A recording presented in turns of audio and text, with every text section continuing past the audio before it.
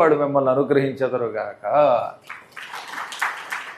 Last and ఫైనల్గా మీరు గుర్తుపెట్టుకోవాల్సింది ఏంటంటే, ఏ నక్షత్రంలో పుట్టినా ఆ పరమాత్ముడి యొక్క అనుగ్రహం ఉంటే ఈ జాతక దోషాలన్నీ పటాపంచలి సకల శుభములు పొంది తీరుతాం. మనం పట్టుకోవాల్సింది వాడిని.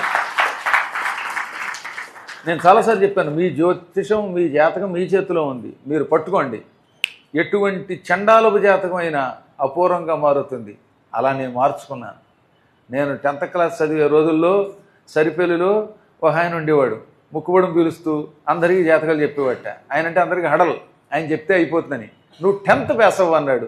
10th కాసు ఎంఏ గోల్డ్ మెడలిస్ట్ అయ్యాను, లెక్చరర్గా వెళ్ళాను. పట్టుదలతో సాధించాలండి. అందువల్ల జాతకం ఎవరి చేతిలో ఉంటుంది? ఇప్పుడు మీ చేతిలో ఉంటుంది. గురువు ఇచ్చిన మంత్రాన్ని నమ్మి చెయ్యండి. మీ జాతకం మారకపోతే అడగండి. ఒక్క అక్షరం ఇచ్చారు, ఈ అక్షరంతో జాతకం మారిపోతుందా అనకండి. ఆ అక్షరం అపూర్వ శక్తి కలిగినది. క్లీం అనే అక్షరంతో సుదర్శనుడి జాతకం మారింది. ఐంకారంతో ఉతత్సుడు పండితుడయ్యాడు. అలాగే మీ గురువు ఏదైనా ఒక అక్షరమో 2 అక్షరాలు 3 అక్షరాలు ఏదో ఒక మంత్రం ఇస్తే ఆ మంత్రం విడిచిపెట్టకుండా నిరంతరాయంగా జపం చెయ్యండి. విశ్వాసంతో జపించండి. జాతకాలు అద్భుతంగా మారిపోతాయి. ఇప్పుడు 27 నక్షత్రాలు